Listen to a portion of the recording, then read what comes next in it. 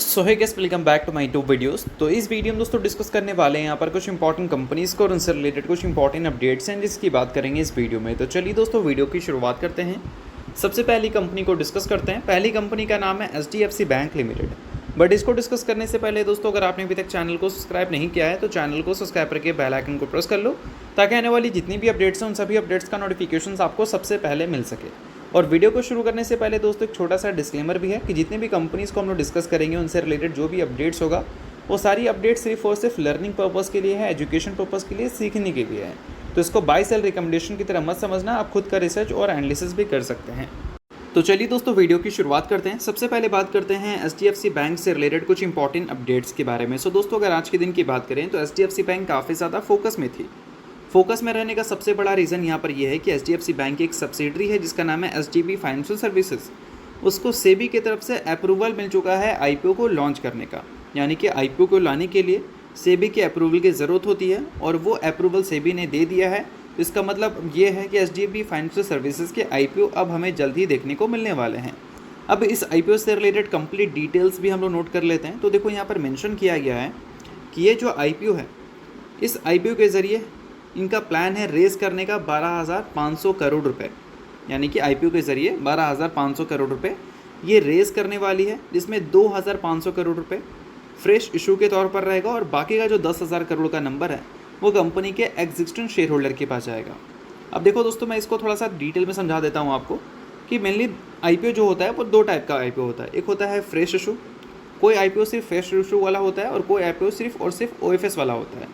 तो fresh issue का मतलब यहाँ पर यह है कि 2,500 करोड़ रुपए जो कंपनी रेज़ करेगी इस IPO के ज़रिए वो कंपनी अपने बिजनेस को एक्सपैंड करने के लिए यूज़ करेगी और बाकी का जो 10,000 करोड़ है OFS वाला वो कंपनी के एग्जिस्टिंग शेयर होल्डर जैसे कि बोल सकते हैं कंपनी के प्रमोटर के पास जाएगा। तो ये है कंप्लीट IPO के डिटेल्स। अब देखो दोस्तों यहाँ पर मेंशन किया गया है कि RBI के गाइडलाइंस के हिसाब से जितनी भी Tier 1 कंपनीज़ हैं, मेनली NBFC कंपनी की बात हो रही है, वो सभी अब एक तरह से बोल सकते हैं मैंडेट हो चुकी है मार्केट में लिस्ट होने के लिए, जो भी Tier 1 कंपनीज़ हैं। तो RBI गाइडलाइंस को फॉलो करते हुए आपको ये IPO देखने को मिल रहे हैं। हो सकता है कि RBI गाइडलाइंस अगर ये चीज़ को लेकर नहीं होती तो आपको ये IPO देखने को नहीं मिलता। तो ओवरऑल IPO से रिलेटेड एक बड़ी खबर है, उम्मीद है कि इसी साल हमें देखने को मिल जाएगा। अब देखते हैं इसके अगले डिटेल्स अब हमें कब देखने को मिलते हैं। अब इन सारी चीज़ों के बाद दोस्तों HDFC बैंक की बात कर लेते हैं, जो कि फ़िलहाल कोशिश कर रही है अपने प्रॉफिट्स को ग्रो करने का। क्योंकि पिछले एक साल की बात करें तो इसके प्रॉफिट्स और रेवेन्यू ग्रोथ दोनों में हमें एक डिफरेंस देखने को मिला है, जिसमें रेवेन्यू ग्रोथ ज़्यादा अच्छा परफॉर्म किया है और वही प्रॉफिट ग्रोथ कम परफॉर्म किया है। तो ऐसा हमें इस कंपनी में पहले भी देखने को मिला है, बट पिछले अगर 3 साल की बात करें तो ये थोड़ा ज़्यादा ही देखने को मिल रही है। तो अब ये कंपनी हो सकता है कि आगे चलकर जब इंटरेस्ट रेट हमें कम होते हुए देखने को मिले तब इसके रेवेन्यू के साथ हमें प्रॉफिट ग्रोथ भी अच्छे देखने को मिल सकते हैं। और उसके बाद क्या है कि स्टॉक प्राइस CAGR जो पिछले एक साल का हमें ये सोचकर भागता हुआ देखने को मिल रहा है कि आगे चलकर रेट कम होती हुई नज़र आएगी, तो इसके जो प्रॉफिट्स है वो हमें बढ़ते हुए नज़र आएंगे। अगर प्रॉफिट्स बढ़ते हुए नज़र आए तो एक तरह से देखा जाए तो 5 में जो तेज़ी है वो पूरी तरह से जस्टिफाइड रहेगा, और वो अगर ग्रो करते हुए नज़र नहीं आए रेट कट होने के बावजूद भी, तो हो सकता है कि इन्वेस्टर्स को एक मौका मिल जाए प्रॉफिट की बुकिंग करने का। तो किसी भी तरह का गारंटी वाली चीज़ें मैं आपको नहीं बता रहा हूँ कि ऐसा हो ही जाएगा, बट हाँ मार्केट में जो चीज़ें होती हैं वो सारी डेटा के बेसिस पर मैंने आपको बताने की कोशिश की है, जिससे आप सीख सकते हैं कि मार्केट एक्चुअल में कैसे वर्क करता है। बाकी इसको रिकमेंडेशन की तरह लेने की बिल्कुल भी ज़रूरत नहीं है। सो अब दोस्तों वीडियो में आगे बढ़ने से पहले बात कर लेते हैं मेरे टेलीग्राम चैनल के बारे में, जिसको अगर आपने अभी तक ज्वाइन नहीं किया है तो उसका लिंक आपको डिस्क्रिप्शन में देखने को मिल जाएगा। लिंक के थ्रू जाकर चैनल को ज्वाइन कर लो। ज्वाइन करने का दोस्तों सबसे बड़ा बेनिफिट ये है कि हमारा चैनल टाइप किया है SEBI registered research analyst mister Kulneet Singh के साथ, जिसका रजिस्ट्रेशन नंबर आप यहाँ पर नोट कर सकते हैं। अब चैनल को ज्वाइन करते हैं तो इनकी जो काफ़ी सारी एक्टिविटीज़ हैं आपको इस चैनल पे देखने को मिलती है, जिसमें ये आपको चार्ट्स वगैरह शेयर करते हैं जिससे आपको आइडिया लगता है। और उसके अलावा दोस्तों काफ़ी सारी कॉल्स एंड अपडेट्स भी आपको यहाँ पर मिलता है बिल्कुल फ्री ऑफ कॉस्ट। तो इन सारी चीज़ों का बेनिफिट आप ले सकते हैं। अभी रिसेंटली काफ़ी सारी कंपनी का चार्ट्स वगैरह इन्होंने अपडेट किया था, जिसको आप चाहो तो चेकआउट कर सकते हो। और इसके अलावा काफ़ी सारी कंपनी का कॉल्स वगैरह भी इन्होंने दिया था, जिसको भी आप चाहो तो चेकआउट वगैरह कर सकते हो। तो लिंक आपको डिस्क्रिप्शन में देखने को मिल जाएगा। लिंक के थ्रू जाकर चैनल को ज्वाइन करो, सभी चीज़ें आपको बिल्कुल फ्री ऑफ कॉस्ट यहाँ पर मिलती हैं। तो चलिए अब बात करते हैं दोस्तों अगली कंपनी के बारे में। सो अगली कंपनी का नाम है टाटा मोटर्स लिमिटेड। अगर टाटा मोटर्स की दोस्तों बात करें तो इस कंपनी से रिलेटेड भी कुछ बड़ी खबर हमें आने वाले कल में सुनने को मिल सकती है।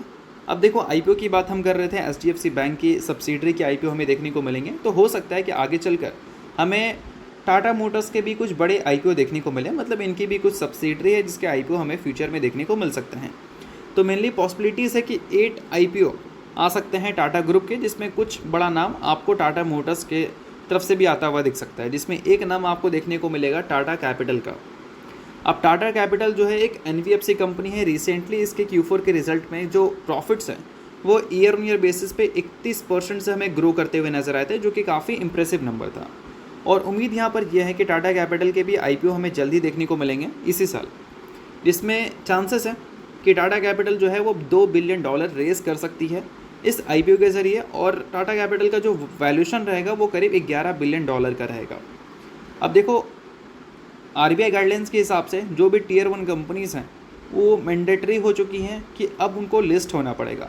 तो टाटा कैपिटल भी टियर 1 कंपनी की कैटेगरी में ही आती है, तो हो सकता है कि आपको सितंबर 25 तक, यानी कि 2025 की बात हो रही सितंबर तक, इसके आईपीओ की भी अपडेट्स देखने को मिल जाए। और अभी आपको एचडीबी फाइनेंशियल सर्विसेज से रिलेटेड सेबी की अप्रूवल देखने को मिली है ना, हो सकता है कि आपको with in a month Tata capital से रिलेटेड भी आईपीओ के अपडेट्स सुनने को मिल जाए।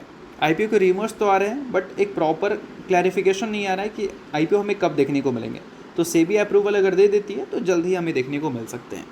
अब देखो दोस्तों और भी डिटेल्स आपको यहाँ पर देखने को मिलेंगे, जिसमें बताया गया है कि आईपीओ का साइज़ $2 बिलियन यानी कि 18,000 करोड़ के आसपास का यह आईपीओ हमें देखने को मिलेगा। वैल्यूशंस इसका हमें देखने को मिल सकता है $11 बिलियन का, और ये जो आईपीओ रहेगा वो उसमें हमें ओएफएस और बोल सकते हैं फ्रेश इशू दोनों इंक्लूडेड रहेगा। कौन सा बैंक लीड करेगी, तो वो नाम रहेगा कोटक महिंद्रा बैंक का, और एक्सपेक्टेड डेट जो है यहाँ पर वो सितंबर 2025 का है, जिसका बारे में हमने ऑलरेडी पहले भी सुन रखा था। और एचडीबी फाइनेंशियल सर्विसेज की भी जो एक्सपेक्टेड डेट है वो सितंबर 2025 तक का ही है। अब इन सारी चीज़ों के बाद दोस्तों ये जान लेते हैं कि टाटा कैपिटल के अगर आईपीओ हमें देखने को मिलते हैं तो इससे टाटा मोटर्स को क्या फ़ायदा होगा। तो देखो दोस्तों मैं बता देना चाहूँगा कि टाटा कैपिटल के अगर प्रोमोटर की बात करें तो इसके मेजॉरिटी स्टेक्स अभी के टाइम पे अगर हम देखें तो टाटा सन्स ही ओन करती है, जो कि करीब 92.83% है। और टाटा सन्स का कुछ स्टेक टाटा मोटर्स के पास है, और टाटा कैपिटल का भी कुछ स्टेक्स जो है वो टाटा मोटर्स के पास है। तो इस वजह से अगर कोई भी कंपनी आईपीओ लाती है टाटा ग्रुप की तो टाटा सन्स तो उसको ओन करती है, तो इस वजह से टाटा सन्स का तो डायरेक्टली फ़ायदा उससे होता ही है, बट इनडायरेक्टली फ़ायदा टाटा मोटर्स का भी होता है, क्योंकि टाटा सन्स के वैल्यूशन से बढ़ते हैं तो टाटा मोटर्स की भी वैल्यूशंस आपको थोड़े से बढ़ते हुए नज़र आते हैं। अब ये सारे जो आईपीओ हैं अगर आती है जल्दी तो इससे टाटा मोटर्स जैसी कंपनीज भी आपको फोकस में रहती हुई देखने को मिलेगी। इसके अलावा और भी कुछ बड़ा नाम है दोस्तों, जैसा कि टाटा ऑटोकैम सिस्टम का आपको आईपीओ देखने को मिल सकता है, बिग बास्केट का आपको आईपीओ देखने को मिल सकता है। उसके अलावा टाटा मोटर्स की एक है टाटा से पैसेंजर इलेक्ट्रिक मोबिलिटी का आईपीओ हमें देखने को मिल सकता है, टाटा इलेक्ट्रॉनिक्स का देखने को मिल सकता है, और भी कुछ टाटा ग्रुप की कंपनी है जिसके आईपीओ में देखने को मिल सकते हैं। तो इन सारी चीज़ों पर नज़र रखना अगर आप टाटा ग्रुप के शेयर होल्डर हैं तो, या फिर टाटा मोटर्स के शेयर होल्डर हैं तो। इसके अलावा दोस्तों बात करते हैं अब अगली कंपनी के बारे में, जिसका नाम है विप्रो लिमिटेड। अब विप्रो से रिलेटेड कुछ बड़ी खबर है, इस वजह से विप्रो आज के दिन थोड़ी फोकस में भी दिखी है और अच्छी परफॉर्मेंस भी करती हुई दिखी है। अब खबर क्या है उसको जानने से पहले दोस्तों अगर आपको वीडियो अच्छा लग रहा है तो वीडियो को लाइक कर दो, चैनल को सब्सक्राइब कर दो, और टेलीग्राम को अभी तक अगर आपने ज्वाइन नहीं किया है तो उसको भी जाकर ज्वाइन कर लो, लिंक आपको डिस्क्रिप्शन में देखने को मिल जाएगा। अब दोस्तों विप्रो की बात करें तो इसने फ़िलहाल देखा जाए तो एक मल्टी ईयर डील साइन किया है, किसके साथ, यूएस सिक्योरिटी फर्म के साथ, जिसका नाम है इंट्रस्ट।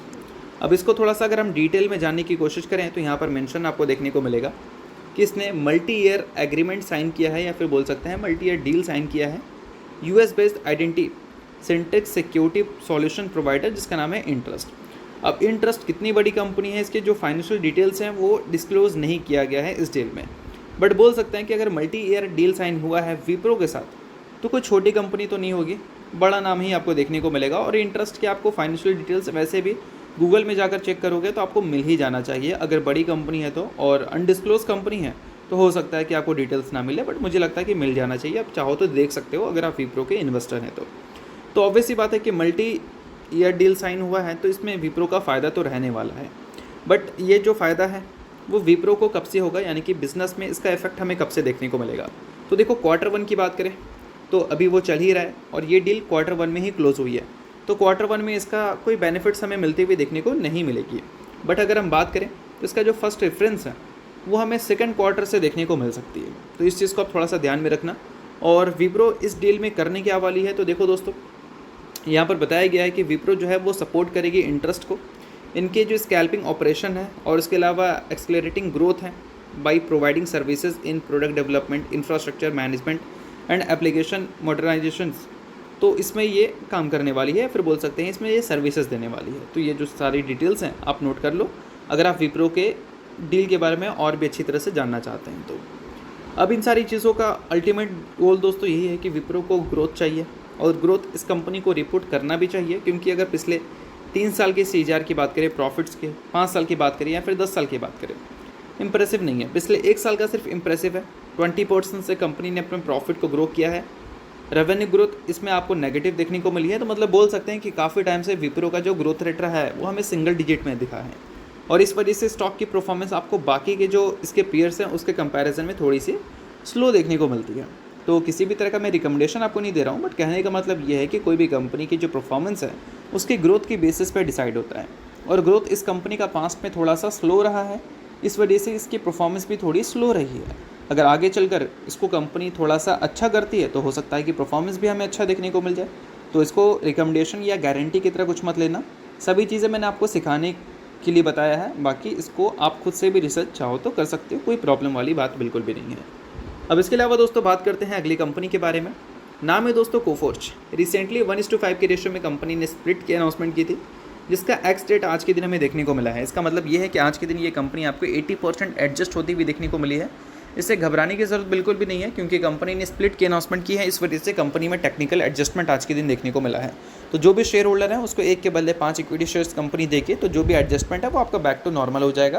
तो इस वजह से आज के दिन जो भी घबरा रहे हैं 80% एडजस्टमेंट को देकर, वो घबराना छोड़ दें तो ज़्यादा उनके लिए सही रहेगा। तो चलिए दोस्तों, ये सारे कुछ इंपॉर्टेंट कंपनी से रिलेटेड इंपॉर्टेंट अपडेट्स थी जिसकी बात की हमने इस वीडियो में। होप करता हूँ वीडियो आपको अच्छा लगा होगा। लाइक कीजिए, सब्सक्राइब कीजिए, वीडियो बहुत बहुत शुक्रिया।